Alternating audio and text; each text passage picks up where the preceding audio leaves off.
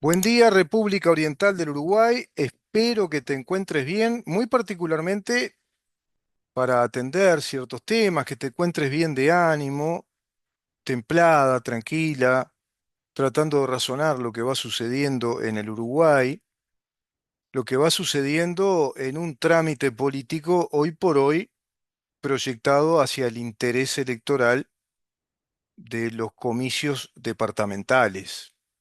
Es decir, en mayo tenemos elecciones para elegir a nuestras autoridades departamentales a nivel de todo el país. Es evidente que hay que tomar en cuenta este tema en primer lugar, porque en política todo lo que se va discurriendo, desde la profesionalidad política de aquellos que pretenden tener poderes dentro del Estado, organizados a través de partidos políticos, van transitando una retórica o una discursiva política en relación a la meta a conseguir, y esa meta a conseguir fundamentalmente es electoral, primer concepto de finalidad, propósito de la organización de un partido político con aspiraciones de poder, sea a nivel nacional o a nivel departamental en el caso de nuestro país. Y otra meta a conseguir a nivel nacional son, por supuesto, las mayorías parlamentarias. Y una tercer meta a conseguir con esas mayorías parlamentarias es lograr determinado cuerpo de leyes, legislar al país de determinada manera, porque sabido es que en nuestros estados contemporáneos, como estados nacionales, aún, aún con una estructura y funcionamiento de ciertas premisas de lo que es el Estado de Derecho, básicamente va quedando, por ejemplo, el Estado de Derecho que nos gobiernan las leyes, si bien esas leyes hoy por hoy no asumen la fuente de juridicidad o de valor jurídico que deberían asumir para que tengan sustento jurídico, imperio jurídico de ley, con valor de ley, y me refiero a la Constitución como la fuente original de producción de valor jurídico o legitimidad en esas leyes. Esa es la fuente que se plantea como una hipótesis jurídica y jurídico-política productora de legitimidad de nuestras leyes.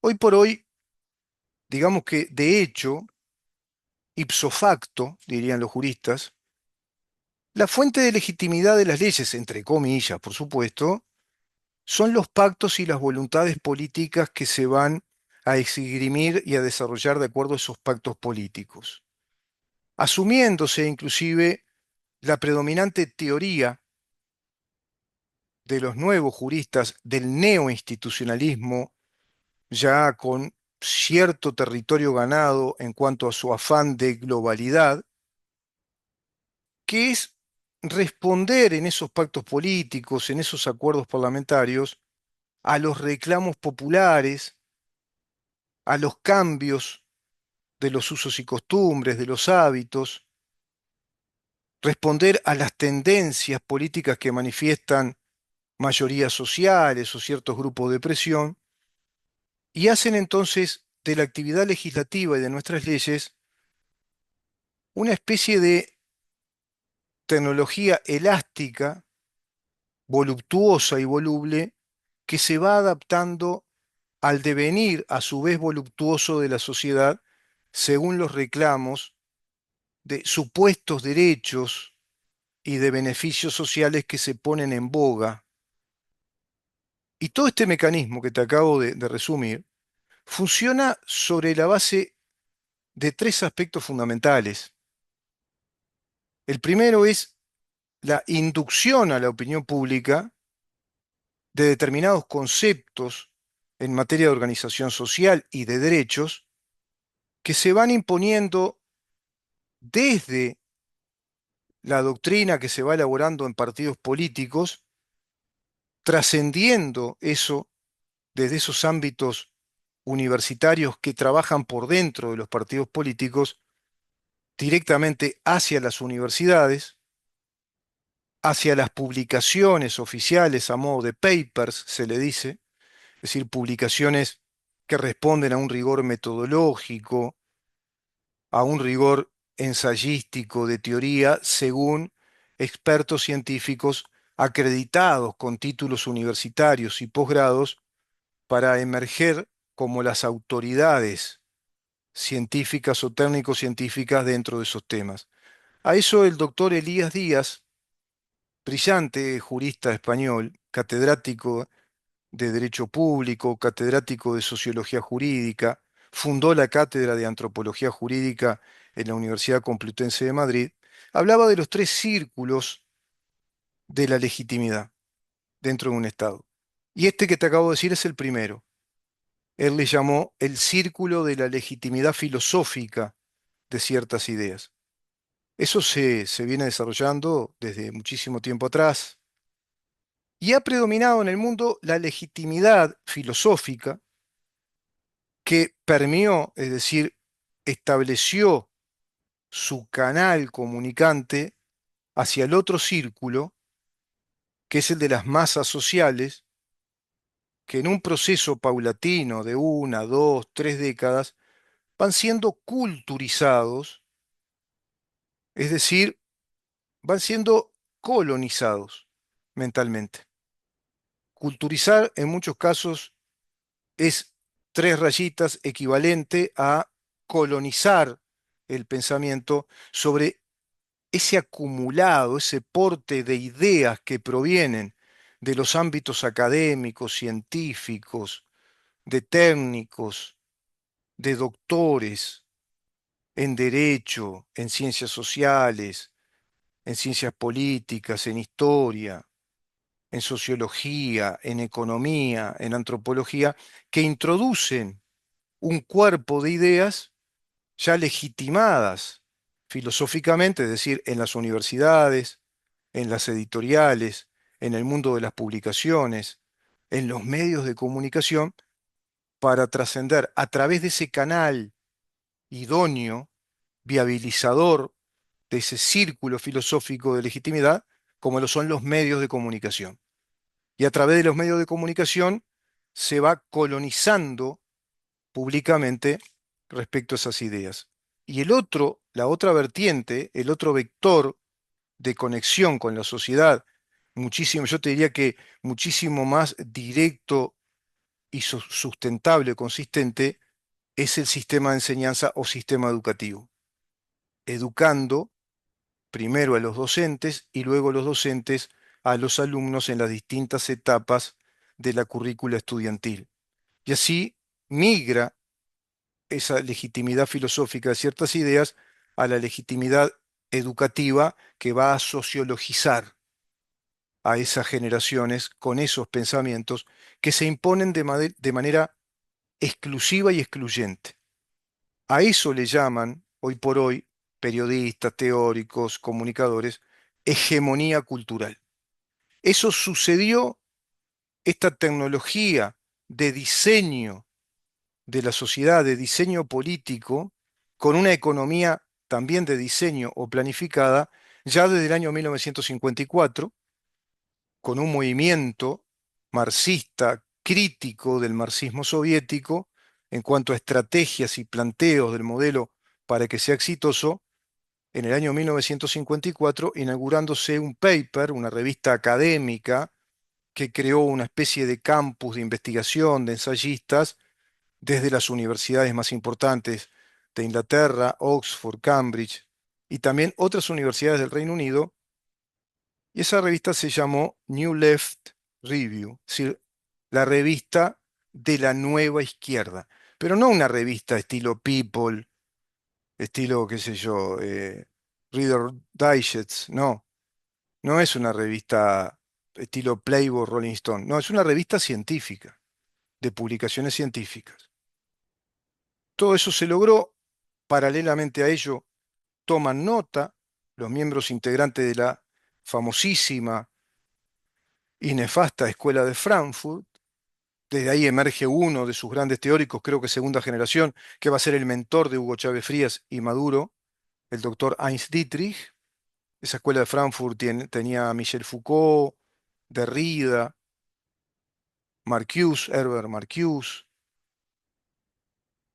Althusser, Adorno, Habermas, un montón, Walter Benjamin, un montón de filósofos que tuvieron su impronta, su peso, su relevancia y su impacto, tanto en las universidades como en las publicaciones de divulgación y su impacto en las juventudes de los Estados Unidos y de Europa, llevándolos hacia un pensamiento marxista y de crítica marxista a la estructura de las democracias parlamentarias y los estados de derecho. Todo eso lo absorbió Uruguay y se pasó al tercer eslabón o círculo que cierra ese proceso de tres círculos concéntricos de la llamada legitimidad de un modelo político, y es la legitimidad jurídica, legislativa. Una vez que todo eso se hizo eco, un eco resonante como campanas de una misa en el recinto más sagrado de la democracia parlamentaria, como lo es el poder legislativo, en nuestro país le decimos el Parlamento, con Cámara de Diputados y Cámara de Senadores, pero a su vez un Parlamento que está digitado, ordenado verticalmente desde los ejecutivos de los partidos políticos que integran el sistema político uruguayo y concretamente desde el gobierno que asume el turno de gobernar, se convierte en los hechos prácticamente, yo te diría en Uruguay en un 80%, en una suerte de agencia notarial o de escribanía que recibe esos proyectos y prácticamente a carpeta cerrada los firma. Así cumplen con su cometido diputados senadores, otros los discuten, se desarrollan jornadas discursivas de ponencias, donde más o menos se da todavía la actividad parlamentaria, es decir, parlamentar, conversar y discutir ideas. De eso se trata una democracia parlamentaria y representativa. Y discutir las ideas respecto a los mejores propósitos legislativos en relación al país como un todo y fundamentalmente en relación directa con los mandatos constitucionales para establecer ese nexo, ese ligamen de representatividad. Eso se fracturó en Uruguay, se perdió, y se ha convertido la actividad legislativa en la legislación de modelos políticos, de un poder político desde un modelo político que no responde en línea directa, ni filosófica, ni jurídicamente a los mandatos constitucionales. Eso está pasando en Uruguay. Y eso obedece a un pacto del que yo les hablaba ayer. Es evidente el pacto que hay político de todos los partidos consagrados a legislar un modelo político que tiene un signo muy particular y muy definible, el marxismo. Uruguay hoy se ha convertido en un estado social marxista con varias generaciones que están colonizadas en su pensamiento por ese marxismo cultural irradiado desde dos vertientes: Agenda 2030 con su globalismo y el Plan Global Internacional del Foro de San Pablo, que absorbe todos los ingredientes ideológicos de esa Agenda 2030 para radicalizarlos en un proyecto de democracias populares, directas, participativas, de hermandad de nuestros pueblos, desde las colectividades marxistas de izquierda, hoy construidas como coaliciones, desde sus estructuras militantes de penetración social como sus sindicatos, también sus ONGs, todas ellas integradas a un megaproyecto internacionalista de cuño comunista como lo es el Foro de San Pablo. Vamos a seguir hablando de eso. Mañana vamos a tener una interesantísima entrevista con el autor, nada más y nada menos, que es investigador de estos temas uruguayo, Raúl Ballarino, escritor, periodista, otrora director nacional de la Biblioteca Nacional, un hombre con vastísima experiencia en el periodismo de investigación, inclusive confesándome ayer en una interesantísima charla, muy amena, muy distendida, parecía que ya éramos dos amigos que nos conocemos toda la vida. Yo le agradezco un montón a Raúl Vilarino su disponibilidad, su bonomía y su hombría de bien de rápidamente reconocer que mi propuesta era válida y nos dimos a un intercambio enorme ya de información y de conceptos que te diría somos coincidentes prácticamente en el 100%, y él me manifestaba que tiene una relación de amistad muy afortunada, nada más y nada menos que con el ingeniero Alejandro Peña Esclusa, con quien va a establecer contacto para que podamos contar con él, que es el especialista número uno de las investigaciones metódicas, desde una tarea sistémica periodística de investigación sobre el Foro de San Pablo y sus muy dañinas repercusiones para todos los países de Latinoamérica y del Caribe. Más de 9 libros ya del ingeniero industrial y magíster en políticas públicas de seguridad, el escritor también y periodista venezolano, el Alejandro Peña Esclusa, del cual ayer recibí uno de sus libros, el último, que es realmente importante compartirlo. Voy a ir compartiendo lo mismo que este último libro que publica el autor uruguayo Raúl Vilarino, quien mañana va a estar con nosotros y seguro que iniciando una amistad periodística, no solo conmigo, sino con todos ustedes, con el programa, con el pueblo uruguayo. Porque estamos en una etapa muy complicada del país, donde está reinando la tarea propagandística típica del comunismo, del transbordo ideológico para colonizar en estos momentos sobre un tema puntual que a ellos les da mucha rentabilidad política, la propaganda sobre la corrupción. Todo lo que ellos son y que la justicia les encubre, los protege, se lo endilgan, lo vuelcan, en este caso el Partido Nacional. Que es evidente que es un partido que ha pactado todo este sistema o este modus operandi de gobernar con intendencias blancas en el interior que son atávicas, que parecen inamovibles y que seguramente llevaron a muchos de ellos a cebarse, a dejarse llevar bajo la sensación engañosa de que son los mandamases, en definitiva esos pequeños pueblos convertidos en departamentos, a los cuales gobierna el Partido Nacional, siendo unos y otros, pero todos integrados a esos gobiernos departamentales con altos privilegios, desde el modus operandi de la corrupción administrativa. Por eso decía yo que son prácticamente todos son corruptos.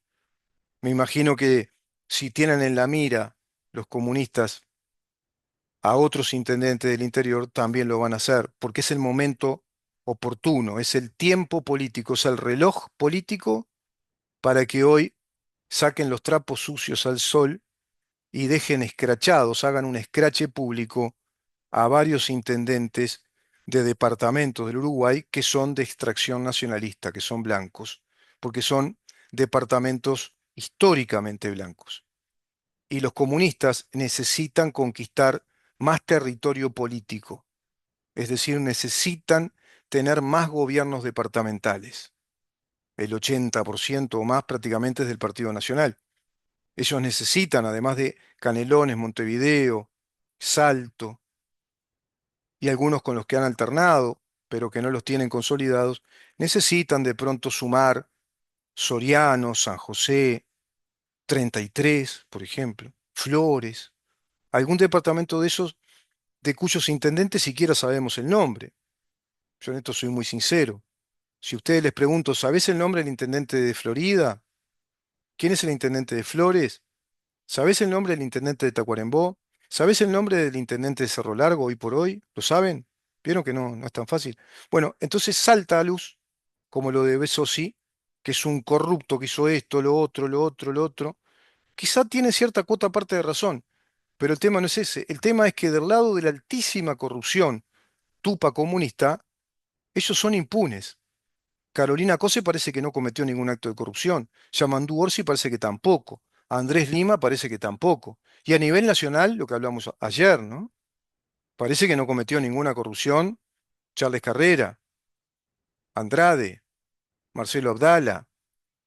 ¿Qué pasó con aquellas auditorías sobre empresas fundidas? ACE, fundida con tráfico de influencias de Alicia Muñiz, con directores de hospitales públicos que dando servicios en calidad de funcionarios públicos le robaban al Estado uruguayo y robándole camas, respiradores, tecnología, se convertía todo eso en empresas privadas y luego esos directores le cobraban los servicios de las empresas privadas que crearon con los dineros del Estado uruguayo. ¿Sabían eso? Eso ocurrió en ACE, grandes escándalos. Recuerdo a Graciela Bianchi manifestando a viva voz, ya se van a enterar cuando los inicios del gobierno anterior, se van a enterar de la cantidad de corrupción que fue sistemática, fue un plan de corrupción contra el Estado uruguayo, cuando se enteren lo que pasó en ACE, cuando se enteren todo lo que pasó en el Ministerio de Educación y Cultura con Susana, con Muñoz, ¿no? Porque siempre me confundo Muñiz con Muñoz. ¿Qué pasó con aquel fallecido que atropelló Muñoz borracha en la carretera, atropelló y quedó en la nada? Pero sin embargo, Arim sí saltó. Ahora Besosi. ¿Se acuerdan el episodio antes con Carlos Moreira? Sí, a nivel nacional, lo de Penadez, lo de Astesiano vinculado al presidente, Marcet, pero de ellos nada. Charles Carrera, nada.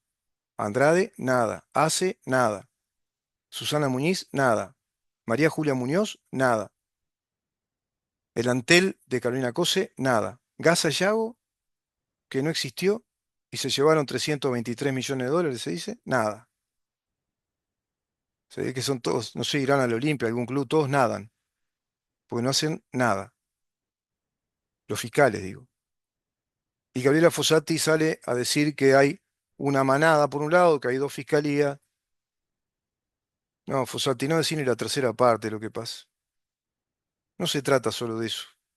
Que tenés razón en parte, pero no se trata de eso solo respecto a Besosi. Es más claro el tema, es mucho más claro, más contundente. Es lo que dijo Milei una vez y varias veces, y lo dijo también Patricia Bullrich, dentro de un gobierno que viene a hacer las cosas con un propósito real de gobierno y de reconstrucción del Estado argentino. Cuando llegó a manifestar, a mí no me interesa para nada si hay buena o mala gestión en una institución que está mal concebida, que está mal legislada. Ahí está la verdad de la milanesa, Fossati. No se trata si hay una manada a un lado, del otro no. Además te olvidaste de que esa manada de la que vos hablás, que no es la mitad, es el 80% seguramente, son todos los militantes comunistas y tupamaros integrados al sindicato de fiscales que lidera su secretario, el doctor William Rosa, connotado miembro del Partido Comunista. Pero lo que no estás entendiendo, me parece, es que no tiene que haber fiscalía así, de esta manera. No tiene que existir en Uruguay un régimen fiscal que usurpó las funciones naturales del Poder Judicial para darnos todas las garantías del debido proceso. Ese es el tema, Fossati. No si quedó, lo agarró este lado, justo, si lo hubiera agarrado. No, si estás hablando en esos términos, quiere decir que ese organismo, esa institución está muy mal. Además de que es inconstitucional, no obedece a lo que la Constitución establece desde el artículo 185 al 201, en el capítulo vinculado a los entes autónomos y servicios descentralizados. ¿Concentrarán poder ahora con la creación del Ministerio de Justicia y Derechos Humanos? Se terminará del todo ya el Estado de Derecho. Pero ellos van medrando ahora en este discurso electoral contra la corrupción del Partido Nacional. ¿Por qué contra el Partido Nacional? Porque es el que tiene la mayoría de los gobiernos departamentales en el interior del país. Vieron que hoy no estoy hablando ya en términos tan técnicos, jurídicos. Estamos haciendo hoy un análisis, si vos querés, más en detalle, técnicamente político, respecto a las artes discursivas y a las estrategias del discurso que capitaliza ganancia política. Hoy ya Marcet, Astesiano, Penadez, ya no importan, ¿vieron? Tanto que les importaba, tanto que les importa el tema de la corrupción, hoy ya no les importa, ya fue capítulo pasado, porque ya tuvieron el rédito político, ya ganaron con el discurso anticorrupción, me refiero a los comunistas y Tupamaro, contra el gobierno anterior, cuando insistieron en toda esa campaña mediática surgida desde la Diaria, Caras y Caretas, TV Ciudad, ya hicieron su trabajo respecto al enorme escrache propagandístico contra el presidente, por el caso Astesiano, Marcet, luego el caso Penades, por supuesto. Ya eso se terminó, pero sí ocluyeron, taparon el caso Gustavo Leal sacando a Fossati. Lo taparon. Taparon la mega causa de más de 10.000 falsificaciones de documentación civil para que penetraran espías, agentes de espionaje, agentes terroristas, simulando ser ciudadanos uruguayos. En su momento vamos a explicar otra vez ese tema. Ya eso quedó en la nada. La Secretaría Privada de Mujica quedó en la nada. Ellos siempre son impunes. Marcet se fue 3 meses antes del cumplimiento efectivo de la pena, sin pasaporte, cuando Bonomi era el ministro del Interior y Jorge Díaz era el fiscal general de la Nación. Y no pasó nada. Rocco Morábito, el capo mafioso más grande de la organización más importante de Italia, que es la 'Ndrangheta, junto a la Camorra y junto a la Cosa Nostra, que da el código de la omertá, el capo más grande buscado por Interpol, Europol, con orden de extradición para que fuera deportado a la justicia italiana, que había obtenido toda la información suficiente para juzgarlo, es decir, para procesarlo y condenarlo por un conjunto de crímenes en reiteración, básicamente organización para delinquir, jefe de una organización para delinquir contra el Estado italiano, narcotráfico, tráfico de drogas, asesinatos. Ese señor, que luego lo encontró la policía italiana en Brasil, se fue caminando de cárcel central a 2 días de ser puesto en un avión estilo Chapo Guzmán con grilletes y llevarlo a la justicia italiana de acuerdo a un exhorto que había recibido la justicia uruguaya y según el acuerdo que Uruguay hizo comprometido con una ley internacional de la lucha contra el lavado de dinero y el narcotráfico. Y todo eso el gobierno uruguayo lo violó. Se fue caminando por cárcel central, sin cámaras, sin guardia de seguridad, sin personal administrativo. Justo en ese momento, como Perico por su casa, salió caminando con 3 delincuentes más, también con profusos antecedentes criminales vinculados a organizaciones criminales. Se fueron caminando, tomaron un taxi y se fugó. Y sobre Jorge Díaz nadie dijo nada. No investigó ahí la Fiscalicia del Uruguay, Fossati. Ellos siempre quedan impunes. Claro, tenemos hoy una Fiscalicia que adulteró a la justicia, que es esa diosa que tiene vendas en sus ojos para no ver a nadie, ser imparcial, supraparte, se sacó la venda, mira muy para la izquierda, ¿viste? Mira muy para, yo miro para mi izquierda, acá queda para la derecha en el video, mira muy para la izquierda, acá no pasa nada, hago de cuenta que no veo nada, no, acá no tocamos nada. A ver, miro muy para la derecha, bueno, la derecha no hay nadie, está vacía la derecha. De este lado no me preocupo porque no hay nada. A ver la centro izquierda. Bueno, mirá, acá en la centro izquierda hay personajes. Vamos a poner que esto es la derecha. No vamos a decirle que son centro izquierda, porque si no mareamos a la gente y al final hasta van a tomarle simpatía porque dice, bueno, pero son centro izquierda los otros. No, no, vamos a decir que estos son la ultraderecha, que son la derecha. Esta es la derecha liberal de la calle Pou, que no tienen nada de derecha ni liberales. Pero entonces miro medio así de centro izquierda y los pongo en la derecha. Entonces digo que en la derecha se encuentra toda esta corrupción. Del lado de la izquierda nunca encuentran nada. Ese es el tema. La pésima concepción legislativa del régimen fiscal a través del nuevo Código del Proceso Fiscal y la ley que creó la Fiscalía General de la Nación, ti. Ese es el problema. That's the question. Esa es la gran pregunta a hacerse. ¿Fiscalía y sistema fiscal penal sí o no? Es dicotómica la pregunta. Es concreta. Va a la raíz. No gestión, si hay manada, si no hay manada. Por eso no lo vas a sacar. Porque justamente este modelo está creado para eso, para que penetren todas las huestes, todos los orcos y las manadas militantes, y en calidad incluso de funcionarios sindicalizados, sin la experiencia previa en la judicatura incluso. Les alcanza con que tengan un título de abogado o abogadita ahí, igual, recién recibido, no pasa nada, y los metemos como fiscales. Pero van a recibir órdenes. Eso es lo que está pasando en Uruguay. Entonces, hoy el Partido Nacional, en esta campaña electoral por las elecciones departamentales, va a ser el chivo expiatorio. Y recuerden lo que les voy a decir, no se agota en Besosi, esto recién empieza. Van a saltar otros intendentes de otras intendencias del Partido Nacional. ¿Para qué? Para redondear, para pulir la industria propagandística, entre comillas, contra la corrupción del Partido Nacional, y ahí entonces obtener réditos electorales y poder conquistar algún gobierno departamental que históricamente fue del Partido Nacional.